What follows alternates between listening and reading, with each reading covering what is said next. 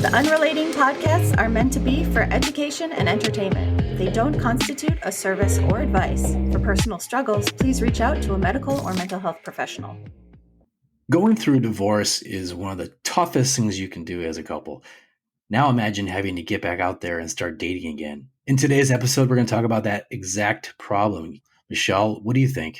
I think it's going to be important to hear from our guest what that process was like and what the takeaways were. And how do you move forward when you've got this baggage, this emotional dynamic that might still be present in your mind? I think it's an episode that I can relate to, and certainly many people who've gone through divorce can relate to. Well, I think anybody can relate, right? If you've had a significant relationship in your life that ends, you have to deal with the consequences of that. And then also how to start a new chapter in your life. I think we can all relate to that. All right, Michelle, buckle your seatbelt. Here we go. As always, I am excited to have this conversation and to be with you today.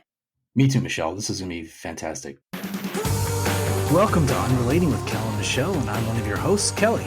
With me is my co-host, Michelle, a licensed marriage and family therapist who's been providing individual and couples therapy for over a decade. Together, we'll explore how we engage in relationships, why we do what we do, and what causes people to unrelate. Joining us today is Matt from Michigan. Matt, how are you? Doing wonderful. How are you guys doing? Good. Yeah. So today we're here to talk to Matt about his divorce, his recovery from that tough experience, and now the challenges, the trepidation, the emotional roller coaster he's currently riding as he re-enters the dating world and tries to find someone new in his life.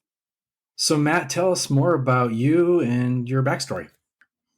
Okay, well, I'm a 42-year-old male. I've been divorced probably about 8 years ago. We were separated for the 3 of those 8 years. So I grew up in a small town. So dating wasn't always a thing that we did quite a bit. I mean, obviously there's dating, but we grew up in a small town to where, our conservative values, you were straight-laced, kind of didn't really do a lot of things like that. So we were kind of grew up to kind of do that route, I guess you'd say. So taking that forward, I did meet my sweetheart at the time, and we eventually dated, got married, and like I said, after about 8 years of marriage, we kind of grew apart in certain things. There was probably more 2 or 3 things that were the key things in my mind that grew us apart. One was financially, and then some infidelity in the marriage too as well. So that being said, that led to a separation of 3 years, and then ultimately to a divorce after that. So in the meantime, I've had 2 kids in the marriage, beautiful kids, and they're my life right now. And here I sit single and, in the dating scene. One of the things we want to talk about is like how you know when you're ready to get back into the scene after a relationship that significant. Well, that's a very loaded question, because I think that's not a very easy answer to say, because everybody has a different answer to it. Because I was ready the first day after, or so I thought, of the divorce. Us having a separation kind of got me. I was still trying for the marriage yet, and I wasn't sure what the right answer was at first either. But us having a 3-year separation, that kind of maybe was the validation of this is not going to work. So, and obviously once the divorce papers were signed, that's like the bottom line. It's like a rude awakening. You're like, it's done. You never have you don't look back at that point. And part of it is you kind of look back and say, what could I have done differently? And that's where you got to draw the line, I think, in my mind, is when do you change to the next person, I guess you'd say. That's probably my biggest thing right now. And my answer would have been right away, right after the divorce is final, but I'm finding that's not the case. I've had a few dates, along those lines, and something just pulls me away from the date, dating. So, yeah, That's a very complicated answer. Sure. Yeah. And to complicate it even further, sorry, before we get too far into the conversation, I think it would be helpful to know what divorce even means to you, because the way we define it in our head also um, will dictate how we move forward. So for some people Exactly. on one extreme, divorce is, brings up feelings of shame and failure and embarrassment and things like that. For other people, it's not a big deal. I can move on. So where do you fall in that spectrum? Embarrassed to a point. I would say that's probably was the biggest feeling at first is you let something down that you basically put your whole life into. I guess you'd say um, that was probably the biggest thing was and with our small town community, it's very broadcasted. It's not like you're in a big city where you're just a number. It tends to be a little more than just it's you have to kind of put a chip on your shoulder, I guess you'd say. But yeah, it's a lot of failure, I guess, in your mind. So Matt, I just want to follow that up. I was divorced before too, so I've gone through this exact same situation in many ways. Shorter period of marriage, shorter time period, and no kids, thank God.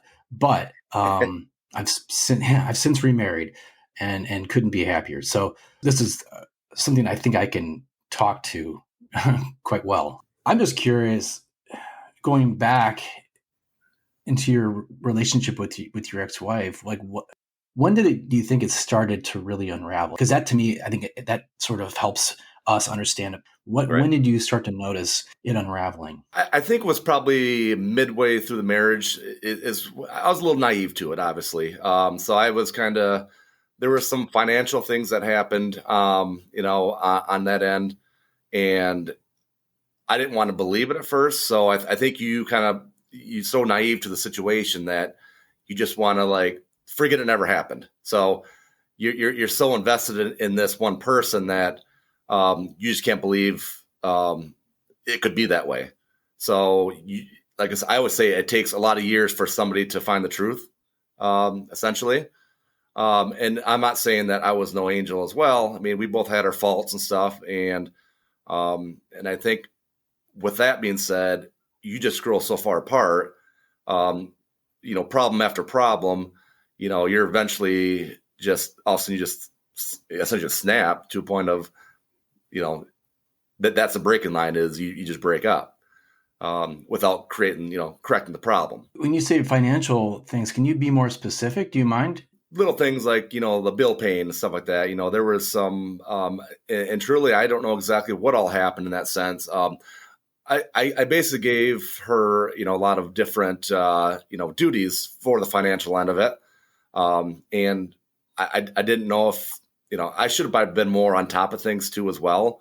That was probably my fault, and some of the at one point we had our mortgage was in foreclosure at one point. So, and that'll start a fight all day long. If that ever happens, excuse me. Oh If that my ever God, happens yeah. in life, it's not a good feeling. Well, I mean, Michelle can attest to this, but money is probably one of the biggest points of contention in marriage. I would imagine. Yes. It is, but it is usually a secondary piece to it.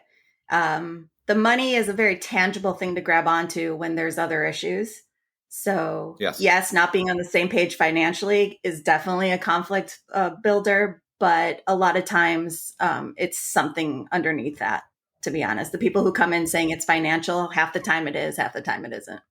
And I don't know behind the scenes, if there was another outlier too with, I just remember we did a lot of bar hopping back in the day and stuff, this is before we had our kids and stuff. And, our nightlife was essentially going out and having a good time. And that's kind of how the marriage started essentially, and kind of how it got founded, I guess you'd say. So that was kind of how the roots were. And then once you bring a child into it, if you haven't, matured enough to take care of the child, it can unravel fast. Yeah, if only one partner in a marriage or in a relationship is able to move smoothly through the transitions of a relationship, especially a marriage if there's kids involved, you need to be able to adjust your lifestyle accordingly. Exactly. And that's why there's so many growing pains when you have a newborn baby in the house, when you move, these things are stressful because if you're not on the same page, both moving through that transition and supporting each other through it, that's going to cause conflict. Exactly. And that's like what it was is, I'm not saying we were at different spots in our lives, but I think we kind of were. I know it's a really bad answer for that, but that's exactly probably what you're saying happened. So there was miscommunication. You weren't talking, and she was responsible for paying the bills, but she wasn't paying the bills. But you both were working, correct? Correct. Okay. So it was just it's almost like running a business, right? Exactly. You've got your payroll coming in, and you've got your expenditures going out. So you've got to obviously balance that, and that's an important part of a marriage, especially when you have a home, right? Part of the marriage. Yeah, well, that's the thing. Once you've kind of either explicitly or even implicitly negotiated the tasks in the marriage, you guys are managing a household together. And sometimes it's an explicit conversation. I'll take this, you take that. And sometimes you pick up a task and you end up doing it for the rest of the time. Right. You get into the routine and the habit of it. So then you trust that person's going to do that task moving forward. And so I think we do have to talk a little bit about the trust piece of it is, not kicking yourself to say, I should have done this, I should have done that, but to say I trusted her to take care of this because she was supposed to be taking care of it. And, it wasn't wrong to trust that. Yeah. And like I said, I had a lot of trust in her. And that's where I was maybe a little naive to the situation where in back of my mind, I said, there is no way that she could have been doing any of this or not doing it. And I don't know what the outlier was. And I'm not trying to fault her for that. But, that being said, too, I know we've had other issues, with having children.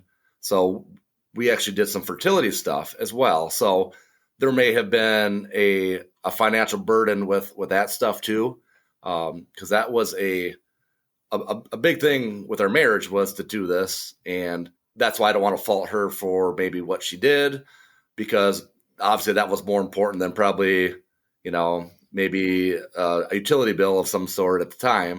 Yeah. So you discover this, and then you have a big blow up, or maybe bunch of blow ups. And did the problem get resolved, or it just continued to grow? It just manifested. The more I've seen it, and obviously, like I said, we were still kind of like going out to different places, to a bar. We have a local bar that's nearby, so it was our place that we always went to. I think after our second child, she got some news for herself that I don't want to share, but it wasn't good news for her, I guess you'd say, for having more children. That seemed to maybe strike a moment in her life, I think. And it seemed to kind of go off the deep end. I don't know. I don't want to say it that way, but because I didn't go through what she went through. He was, 2 months in, prenatal, or premature, basically. And, that kind of maybe got to us more than anything because, you see a little child in there. It's just, hanging on for his life. And, it's day to day, hour to hour even. It's just you don't know if it's going to end. I truly believe that was part of the drawback. And, sometimes people seek attention after, that fact. Some people don't want to acknowledge it, but, we want validation, I guess, that we got some worth in this life. And maybe that was the validation she needed from someone else. And maybe I wasn't giving it to her just because of the situation that we were in. I felt like I had to be at work 100% of the time and maybe not do some of the fatherly duties that, typically fathers do. I come from a very, traditional style upbringing stuff that, the father does the heavy lifting, the outside work and then the mom does the inside chores. But, and then you kind of meet in the middle somewhere when the kids are involved. Yeah. I know that's very old school by today's standards, but I wonder if you also were just too much a part of the grief and the stress. And so you represented the pain and someone outside the marriage didn't. There was an ability to escape all of that. I'm not making excuses. I'm just always trying to figure out the reasoning why people go outside their marriage. Yeah. And I will say, part of my escape was, alcohol. Now that was a great way to forget the problem. And, and that's typically not the answer. It really isn't. I always say you drink beer because you're having fun, not because you're sad. That's usually how I look at it nowadays. The worst thing you can do is, drown your sorrows, how they say, and that was probably my downfall of the marriage was, I was treating it as I was covering it up essentially in my own, instead of trying to fix something. I basically tried to cover it. And I think that was part of the problem on my end. You guys had a lot of stressors though in your relationship. I mean, I'm going through I was listening to all this, and you're certainly talking about the money, and then obviously the fertility. That's and Yep. that whole drama. That's there's a lot going on here to sort of look at. So that's why I can understand. Yeah, I can understand why there was some certainly some stress and some division. Right. And, I truly think that if we could have gotten through some of those hurdles, we probably would still be together today.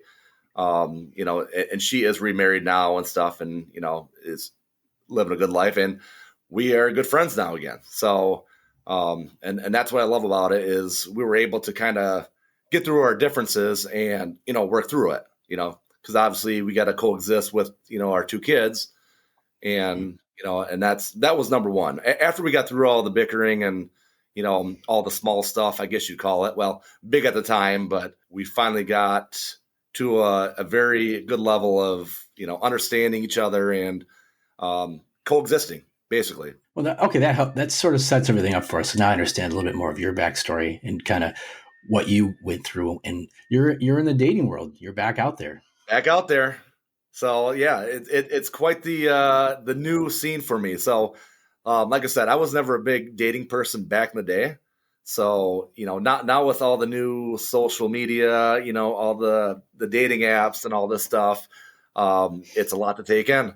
I have never seen something so hard in my life that should be so easy. You'd think it's kind of it floors me nowadays, because back in the day, you would just talk to somebody and so your friend would set you up with somebody and it seemed to work out or it didn't work out, and then everybody was now it's I would say it's 90% fake and 10% real in the social media world.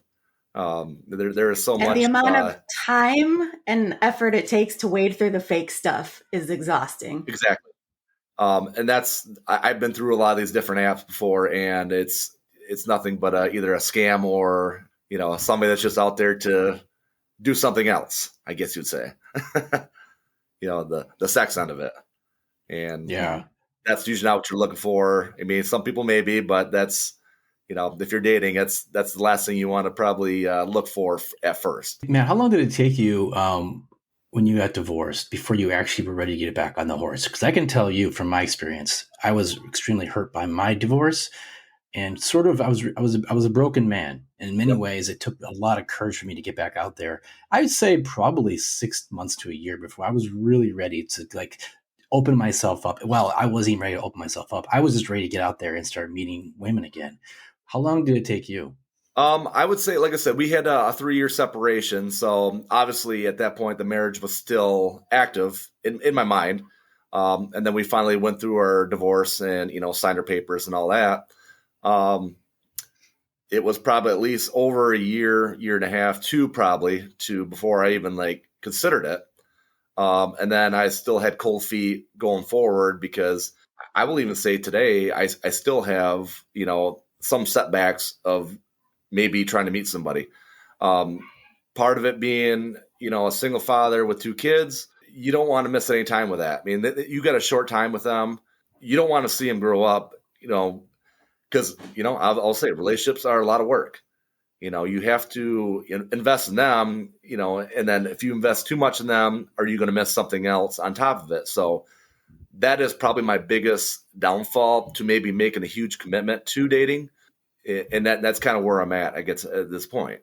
Well, and then the question also to pose, and this is what I ask myself, is, do I need another relationship? Do I need to get married again? Exactly. I actually ask myself that question. Is this what I want? And fortunately for me, I met somebody who completely changed my mind and turned me completely around and convinced me that yes, I did need that, because Right. I didn't want to lose this person for sure, because Well, she was that special to me. But I guess the question is, do because you don't have to get remarried, right? no. I mean, it's kind of those things where I think, I'm financially, stable at this point, so don't really need another significant other. But like I said, it's, you know, you still look. But like you said, in your situation, you had a kind of you found a good one, I guess you'd call it, and that's kind of what we're all looking for at this point. And it's like I said, it's a long trying to weed out the good from the bad is probably the biggest thing for me right now, is trying to, like, who's real, who's fake, and who's going to be the one that's going to be there for you versus, all right, 6 months down the road, are they just going to do the same thing that you did the first time? And that's Yeah. kind of replay everything that I'm doing is, do you want to go through this one more time again and have the same outcome? And Yeah. that's the biggest thing that plays in my head. So without, one way of not getting hurt is not trying, right? And Yeah. you kind of go that route. Well, yeah, and ultimately you have to open yourself up and become vulnerable again, because you have to let this person into your life, right? Exactly. And when you first get divorced, I put up a huge wall, and I was like, okay, no one's getting through my wall, okay? Mm-hmm. And eventually, I let somebody in, but it took a while, and that's about trust. And that's something you obviously are in a position where you need to, like, find that, and can you trust again? Because you probably lost some of that, right? Exactly. And I would say a good part of it. I mean, and that's probably 75% of it is the trust issue, because like I said, you invested so much into one thing, and then all of a sudden it was gone, or it wasn't, like I said, the trust factor wasn't there. It's hard to regain it. It takes a lot.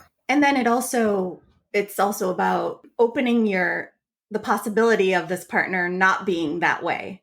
So keeping an open mind. I think what you guys are talking about is the idea of keeping your baggage in check, because we all Mm-hmm. carry baggage with us. We We're all do. guilty of punishing our current partner for the crimes of our past partners, right? So the Right. goal is to Right. control the narrative. It holds a power over you. This idea, like, I could be hurt again.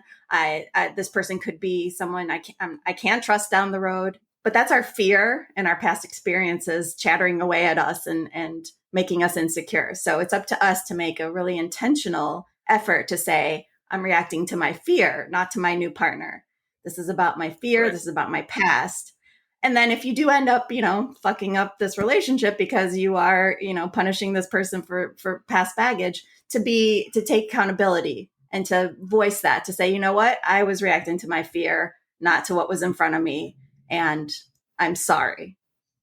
So again, we get to this idea of being able to apologize, of taking accountability. Sorry, Matt, these are all things we talk about in other podcasts. So Right. I like Right. repetition, but the core of relationships always comes down to these sorts of things: communication, They're accountability. very basic things, I'm sure. Yeah. But a lot of it is we skip that piece where we're transparent about what happened. Why did we react that way? And if you have a new partner, but your brain is saying, oh, she's like the old partner, warning, warning, and then you react based on that, to be able to step up and say, hey, that was my fear, and I'm sorry. I truly 100% believe that right there is what you're saying is kind of what I'm going through. It's truly that. And it's, how do you get through to the next phase without saying you're like the old one, or, you know, how do you move on? And that's what you got to, like, kind of basic get out, more or less. Right. And you keep saying, what if? What if she's great now, but what if 6 months down the road she lies to me? Right. She's great now, but what if in a year, I find out a secret. So your brain is just really, I don't want to say sabotaging, but our worries control us a lot of the times. And then They do. it helps us not be present in the relationship. And then, sometimes they get dinged before they even have a chance to show you who they really are. So going into Exactly. new dating, that's something to keep in mind. Well, and even I always say too, like, if I do meet somebody, I don't call it dating no more. I say we should become friends before, you date, because there's so much, like, that little stigma, or I guess there's like this little, like, how do you say it? There's a title on this dating thing. Well, if you date, you got to hold the door. You got to do this. You got to do that. Well, can't we just talk and be friends, have like a coffee date, or and just talk without having, let's just be friends first. In that sense, I think the dating world has changed in my mind with that sense, because I think more people are doing it that route first. Become friends and then maybe get to know the person a little better first before you make a, what I call a date is go out, have dinner, and then, take her to a movie or whatever, and then you go home. But maybe it's just a matter of an hour or two just to get to meet each other versus the whole production, I guess you'd call it. To give you the female perspective when dating, a lot of times, especially older women, like in your age category, are thinking he just wants to get laid. He's not interested in getting to know me. He's just, this is all about a hookup. So it goes both ways. People just making It assumptions and does. not trusting right off the bat. But your concept of friendship first is lovely, and I wish more people would Yeah. approach it that way. And like I said, I come from maybe a little more conservative upbringing and stuff. So like I said, I was always taught, to open the door for her, let her in first, that whole mindset. And I know it's changed a little bit, with, everything going on nowadays, but those core values are still there. The morals are there. Granted, I'm still human, we got urges, we got this and that. And, who doesn't like the sex part of a relationship?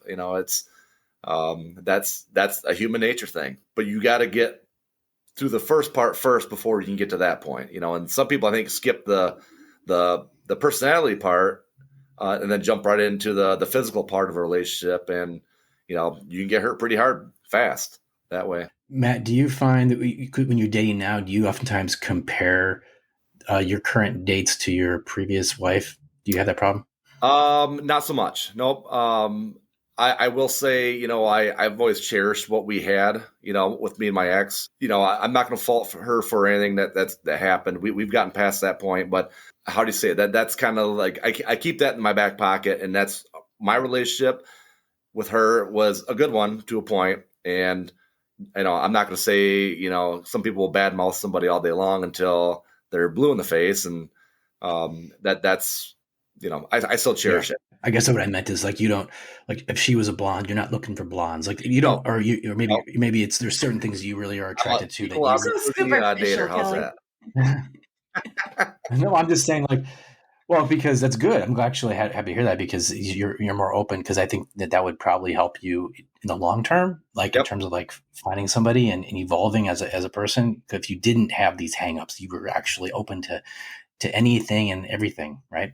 Yeah, and I will say I'm more maybe into more of the personality more so than like I'll say like the big boobs. That everybody has like the girl that that they have like their perfect girl, I guess you'd say.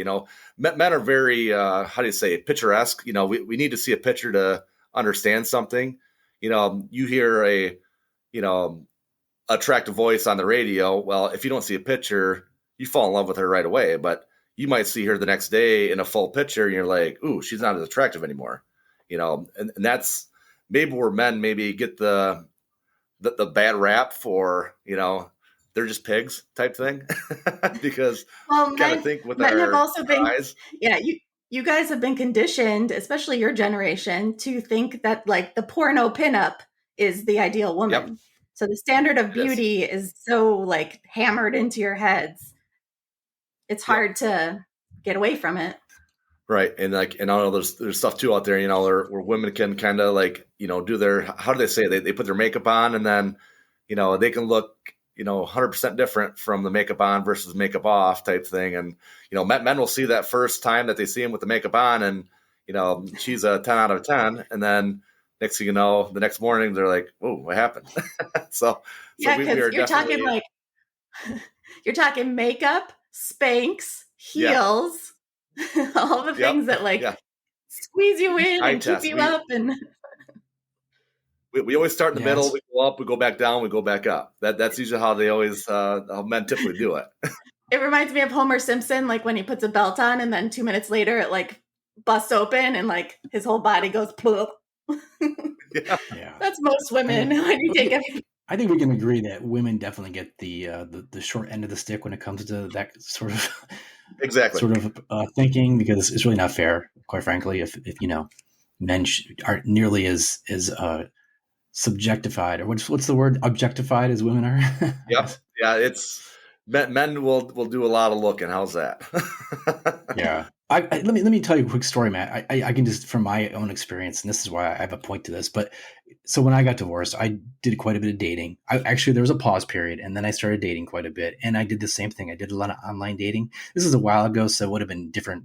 We didn't have the swiping back then. This was more just like Match and those websites. But did a lot of dating, and I really took advantage of that. Kind of like you are now. But ultimately, I met somebody at the gym, and we were friends first.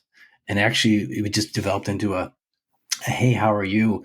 Kind of just talking to each other, and it grew naturally and normally. And I'm really thankful for that. I'm not downplaying online dating, because I think it's obviously a great resource for people, because we are so busy. But I will tell you, it was really refreshing for me to meet somebody more as a friend, and develop that relationship first, and then Right. become me romantically involved. Well, and I will say too, like I think you had a good situation there too, because you were able to see somebody real. These dating apps have a picture online. You have no idea who's behind that picture. Whether it's it could be a male that's trying to scam you money. It could be some other girl. You have no idea. You can usually tell which ones are real and fake nowadays, but I think that's still my preferred method, is to meet somebody in person, or a friend of a friend type thing, or of that nature. It always seems to be more real than it is like, I'm not saying social media stuff can't work, your dating apps, but it always seems like, I always call it 90% maybe, failure rate on those social media apps, because there's so much fake stuff on there. You're not necessarily getting the person that you're seeing, essentially. Yeah. I guess, but it's about keeping yourself completely open, kind of emotionally, to meeting people, because it's hard to do when you go out and you go to the bank, or you go to Starbucks and you're just standing there. It takes courage in it, but it also it's kind of the energy you put out, right? Yep. And I'm sure Michelle can speak to I'll this, but look like a total jackass doing it. That's the biggest thing. right. Well, yeah, but like you, to me, because I can already tell you've got great energy. You're a really cool guy. You're a nice guy. I can see that right away by talking to you. You're very thoughtful. I think you're very self-aware. So I think you give that out, right? And I think Yeah. people can pick up on that, and you're certainly going to, I think, have these opportunities where you're gonna be meeting people, as long as you're open to it, Open, yeah, and you're ready, and you're ready for it. yes. Well, the question That's too is, have you let your friends know that you're ready? Because yes.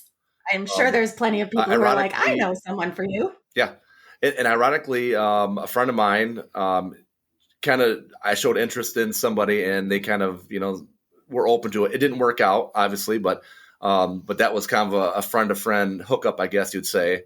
But yeah, that was short lived, but it was kind of fun in the meantime. But we went. I don't know if I necessarily call it a date, more so than just trying to get to know somebody.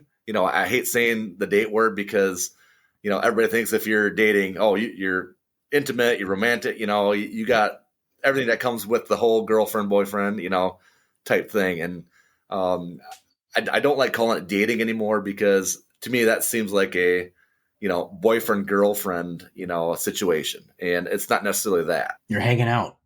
Yeah. But then Yeah, people say Netflix and chill, right? right. I That's know we hanging got to out come up too. with a good term. What's a better term than dating? I don't know. Yeah. I never understood the Netflix and chill part, because I'm like, when I'm watching Netflix, I'm watching Netflix. Right. I don't I want know. to I'm chill like, yet. don't bug me. I'm watching a movie. I'm watching Because there's Stranger Things. Right. Just kidding. Yeah, this is what I'm thinking then. So you're open to it now. You may start getting to know some people. What do you plan to do differently? What version of Um, yourself is going to show up? I think the biggest thing for me is to maybe change, like I said, maybe the attitude going forward, as far as, maybe starting to be able to trust a little more, versus, I feel like I'm still a little closed yet, as far as maybe letting someone into your life. And, like I said, you're scared of getting hurt again, and that's going to deter you 100% every time. Doesn't matter if she's your soulmate, or she could be the best thing in your life and you just don't know it because you're too stupid to open up. That's probably the biggest thing that I need to overcome is, get through that little hurdle in life. And then, and like I said, I have 2 kids as well that you're so scared of maybe trying to hurt them as well. So you're double and triple guarded on anyone you meet because you don't want anything bad to happen in that situation either. For sure. Yeah. I trust me, you're preaching to the choir, my friend, because that was the biggest hurdle I had is trusting again and opening yourself up. And I know we already talked about it, but honestly, that is the biggest. And this is not just for men, this is for women too. It's for everybody. Anyone who's been through a really tragic or breakup or just a bad situation, you're gonna need to learn to trust again. You're gonna have to, otherwise you're never gonna be in that same place. So it's just gonna take you meeting the right person, or B, just evolving as a man and just becoming more confident and saying, you know what, even if I do get burned, so what? I'll pick myself back up and I'll get back on that horse because ultimately I know things are going to work out. I was just going to say, no, time will heal. Like with failure, I'm not a big failure guy. I never liked getting rejected, but it seems like as time passes, as you get older, you accept it a little more. And that's probably a thing that is good in my life at this point is, you might maybe try to ask somebody out, or, if somebody says, I don't want to date you, you're like, okay, and that's fine. As soon as you can respect their decision for that, then, as long as they're not nasty and calling you every day in the book and, you're an ugly piece of shit or something like that, then, that's hurtful at that point. But just to say that's a pretty clear message. Yeah. Well, one thing that, yeah, exactly. One thing that I work with couples on when it comes to building trust is this equation. Trust equals consistent behavior over time. And the reason I say that is because we don't need to think of trust as an all or nothing thing when you're going into this new dating world. You don't have to say, I either don't trust them or I fully trust them. You are allowed to be on the spectrum for as long as it takes you. So you can take the pressure off to say, like, I got to trust this person. But what you can look out for is, is their behavior consistent? Is their message to you consistent? Is their respectful nature consistent? And let them, all you need to do is be open to building the trust. You don't have to feel any pressure to trust a person right away. And I think that will also help you start dipping your toes in. Right. And just it's a kind of a watch and see with cautious optimism, with an open heart. And if they are showing through their actions and the way they treat you that they are worthy of the trust, then you can start building and feel better about it as time goes on. Yeah, and I think you will know that right away because you can kind of see the energy of someone else if they're putting the time in versus, and I've seen the signs in my past as far as, if they're on their phone a lot, giggling at something, and like, what are they on? What are they doing? There's so many avenues nowadays for somebody to cheat on you or, confide in someone else because it's all right in front of you now. Where, back, 30 years ago, it was a little tougher. Not saying you couldn't have done it, but it's, you had to kind of go out of the house to find it versus, now we can sit in our chairs and find it in front of you. And that's where the trust issue comes in is how do we get over that point of trusting that they're not doing that versus, maybe they're just looking up a cooking recipe or something, and laughing, And we're talking a lot about how to trust other people. One thing we want to talk about too is how to trust yourself. Regaining trust in yourself, your instincts, your ability to decipher someone else's behavior is important too. Because that kind of took a knock when all this was revealed. Yeah, I'm sure this didn't help your self-esteem any. I'm sure it didn't, and didn't help mine when I went through it. So it's building that back up, right, and getting to a better place where you're confident in yourself and what you bring to the table, right? Yes, exactly. To another person. Yeah, and that's something I'm sure you're working on that. I hope you are. The confidence level is a lot higher than it was, obviously, even I would say a few years ago. It's still building yet. I will say it's not 100% there, only because, every time you feel like you fail, let's say you meet somebody and you fail again, you feel like you go down a notch, a hair. And it takes a little more to kind of rebuild that confidence again and, And then you got to try to figure out, what did I do wrong, or what wasn't I doing? Or is it my looks? Is it my personality? There's a lot of things to sort out that a lot of us don't have no clue. But we may never know. Obviously, opposites can attract, and then, like minds can, sometimes be Achilles' heel, if they conflict. I don't know. It's kind of a weird thing. Do you are you physically fit? Do you like to work out? I would say I'm right in the middle. Well, Little overweight, but yeah.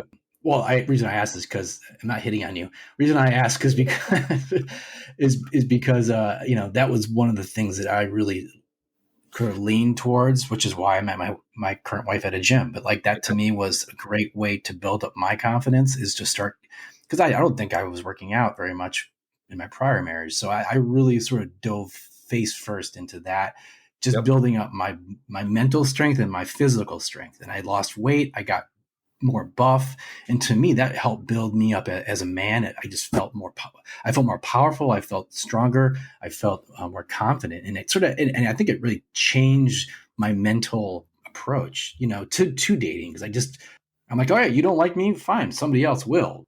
Yeah, I know 100% what you're saying, because and that I had a stint there where I lost quite a bit of weight, but that was more because of the stress of everything that was going on. It wasn't a healthy weight loss. But that being said, I felt like a lot better about myself, because I was almost down to my target weight, that I wanted to be at.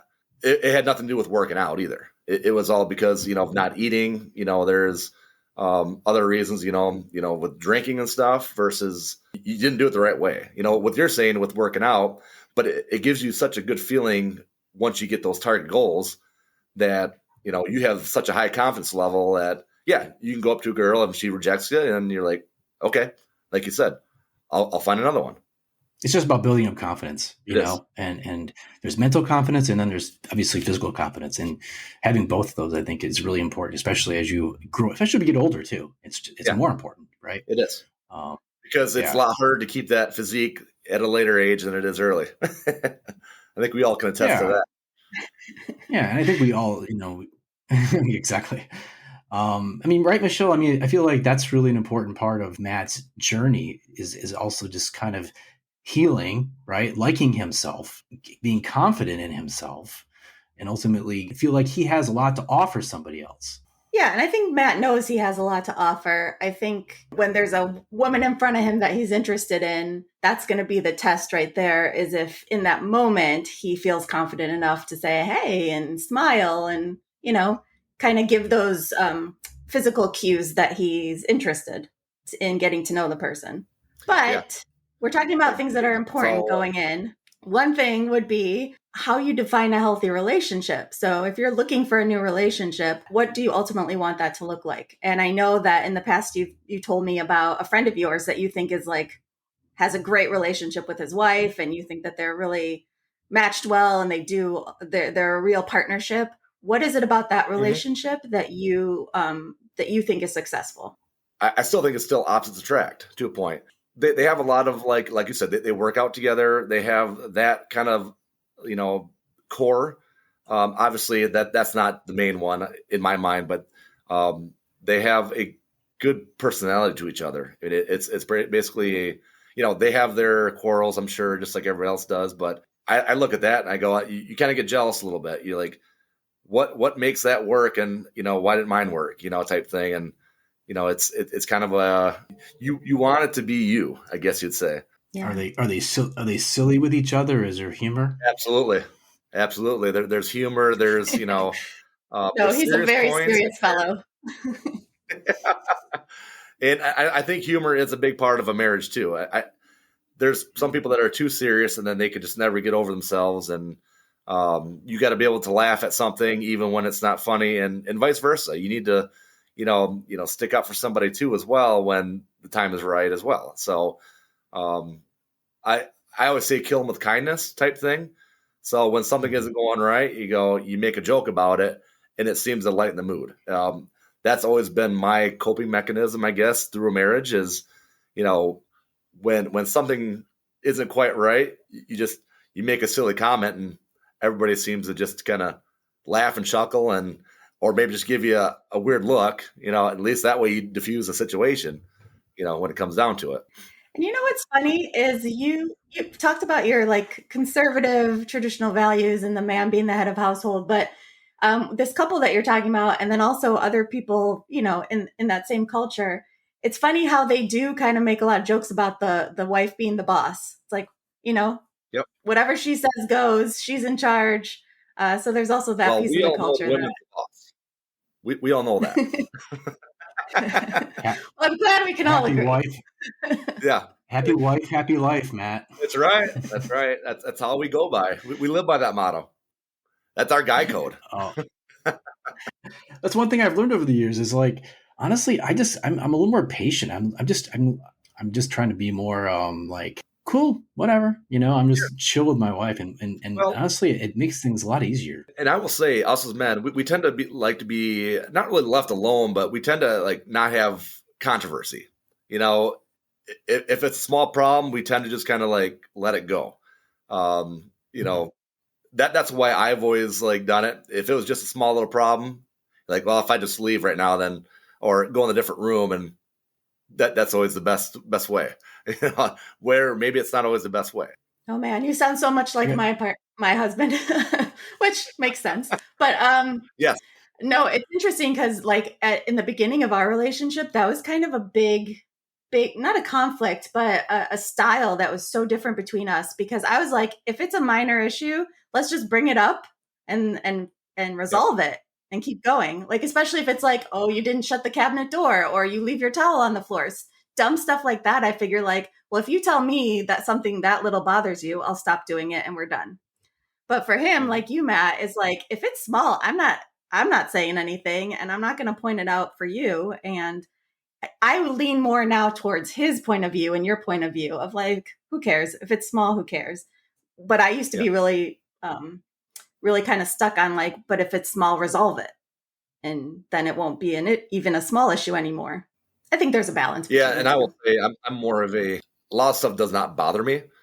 So that being said, if a towel is on the floor or like you're saying, that doesn't bother me. It's not worth the feud over it. You just, you pick it up and you move on. It's one thing I would say if it happens repeatedly and you're like, you start getting fed up with the same old, I guess you'd say. And, but yeah, I'm not going to test for every guy, but my personal life is very easygoing attitude.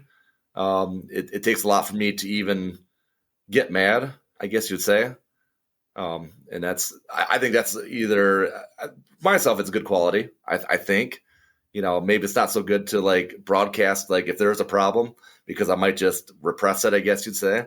I think it is a good quality to go with the flow and not sweat the small stuff. And I think looking back, that was my fear or my insecurity talking, because I'm not sure I trusted that he was saying it didn't bother him.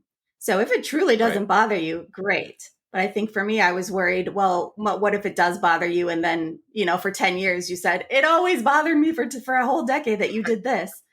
And I was like, if I don't know it's broken, I can't fix it. And that was my philosophy going in. And I've had to adjust that a little bit. It's just like if you made meatloaf for the last 10 years and you say you liked it and you really didn't. Yes. Now you're like, I know. All these years. I tell him, I'm like, you have to tell me if you don't like something because I'm going to keep making it. Exactly. And that's where I was kind of go to that point. And I think you're making that point right there is, if you're telling me you're okay with it, don't come back to me like a year later and say you weren't okay with it. So speak your mind or forever hold your peace, as they say. So Matt, getting back to dating and getting back to you moving forward, talking to you about this, I'm hoping we're giving you some encouragement and some solutions, because I do think you're going to meet somebody. I do think you're going to find that right person. Sometimes these things happen when you're not looking for them, right? So I would say that's probably more true than not. I think it's always, you're kind of blindsided with it. I think it's true when you're looking, you don't seem to find anything, but it just kind of pops up when you're not, like I said, when you're not looking, I guess you'd say. Or you're not ready and you think you're not ready, but you become ready, right? Yes. And that's part of it too. I think you just kind of one day at a time is why I always kind of in my mind, you have to be ready for the unknown. And if it happens, it happens. If it doesn't, then guess what? There's always tomorrow. I'd still keep doing the online dating thing. I wouldn't put as much pressure on it. I wouldn't emphasize as much because I don't think that's your only option. I think you've got other options. I wouldn't discount it, and I certainly wouldn't. It's like it's a double-edged sword, right? It can be Right. good. It can also be really bad. Yeah. So, but as long as you understand that and you know that, I think going into it, you're like, okay, I've got realistic expectations here. I may meet some cool people. I made some friends. Then again, I may meet somebody who I'm really romantically interested in and could potentially fall in love with. You never know because they might be in the exact same situation as you. They might be coming out of divorce and have 2 kids and be very vulnerable. And maybe there's a lot of synergy there. But I wouldn't stop doing what you're doing. Certainly, I think you've got I think you've got the right attitude and the right goals. You think so, Yeah. Michelle? Yes. And if nothing else, you have good party stories. Because I had a really great, significant relationship from an online experience. And then I also had some horror stories that I still tell to this day Yeah. and amuse people with. So I get a lot of capital out of those experiences too. And it makes you stronger too, as well. I believe, some of these bad experiences tend to, like I said, it's experience. You tend to makes you stronger going forward. So now, don't do that. Or this is a quality that I do not want. And, you kind of, grow stronger from there. Yeah, you put the energy out there, you get it back. And I think honestly, with you, you're putting out that good energy. You're gonna get it back. Someone's gonna notice, and it's gonna hit you when you least expect it. I guarantee it. And don't be afraid to be cheesy sometimes or to just put it out there when you're meeting new people to say, like, hey, I'm looking for friendship and see where it goes. And then also to talk about what you're hoping to get out of being with that person. What happens with dating is, the first 10 dates, you're on your best behavior. You're the best version of yourself. It's hard to get to know someone because it's really like a You don't facade of flirt, that you don't person. flirt, you don't do none of that stuff for the Exactly. first 3 or 4, right? So even to encourage someone to say, like, you know what, let's just be ourselves. And that way we're not wasting each other's time. And we're really just being sincere and kind of Mhm. cut the bullshit. And people don't say that out loud, but everyone's thinking that. Like, can we just cut the bullshit and like be ourselves and then we can say yes or no quicker? But I'm Yeah. all for Yeah. Because saying you it don't out want loud. to time waste. Exactly. Nobody does. Yeah, and that's the biggest thing, especially with 2 kids. There's obviously other stuff that comes along with their lives too that you have to pay 100% attention to, and the last thing you want is to waste another 2-3 hours out of the day to or whatever. The question would be, what are like 3 or 4 characteristics that you're really looking for in a partner? But my biggest one is probably to be witty, funny. To have a nice open. Um, I will know right away if it's a match or not. Typically it's how they talk, and I have to some that opens the conversation. Like you've met those people before that you say, "Hey, what's your favorite this or that?" And then they go one word answers, and they stop talking. Well, that doesn't offer much to the conversation, does it? And it's very awkward Right. if you're doing 95% of the talking and they're only doing 5% of it. I truly believe it's a good back and forth conversation. It's typically where I find out how their, personality is and all that. And that's usually how I start my process of, is this person going to be someone that I can be with for the rest of my life? Or is this going to be, just a battle 100% of the time? Yeah. And sometimes it's helpful to think about, what do I appreciate in my friends? What are the characteristics that draw me towards these friendships? Because there's a lot of overlap there with Yeah. romantic relationships too. Well, And I and know I will say too, you like witty and engaged and extroverted friends, so that matches. and like you said, with the friends thing, like, I think truly you try to meet somebody that's kind of like your parents, or to your friend liking, your close friends. I would even say you tend to you want them to hang out, right? Is that kind of what we're aiming for at this point? You want to be able to take them out, go out with your friends, like a double date, or you know even go on vacation somewhere at some point and everybody get along. But if you meet somebody that's so out of whack with what you have in front of you right now, that tends to kind of deter you a little bit too. So if, somebody's into a certain thing where, nobody else is into it, it kind of turns you away a little bit too. Well, look, man, I hope this has been helpful. This has been a great conversation for us, certainly learning more about you and your journey. I have full confidence that you are going to do really well and find somebody, no doubt in my mind. Yep. And Matt, just so you know, it's not just about being helpful to you, which hopefully, as Kelly said, this was, but it's you being helpful to other people. And that's why we have guests on. So I think that people will resonate with this. And, our goal is to reach other people who are in a similar situation. And I appreciate that you were open and honest to help other people understand how they can also maybe make some adjustments, or who knows? Definitely. No, that's what we're all here for, right? To help each other out. You bring a great male perspective to this. I think it's really, really resonates with a lot of dudes, a lot of guys. So I really think that's important because you're not alone. You're not alone, my friend. A lot of guys are going through this. I can assure you. And like I said, I think we get a lot of stigma on, of the male, side of it. Everybody thinks, we're just looking for sex and that's it. And, there's a lot more to men too than meets the eye too. We can be compassionate, caring, and all the above, I guess you'd say. And sometimes we don't get that, credit, in life. But there's a lot of us out there that don't do that too as well, or don't show it. Even though we think it, we don't necessarily show it. I think you just discovered the crux of manhood right there. If I had to sum up men in one sentence, we think it, we just don't show it. We're trying, Michelle. We're trying. I know. That's our goal, I think, in life, is to let men know it's okay. You can mention your feelings. It's okay.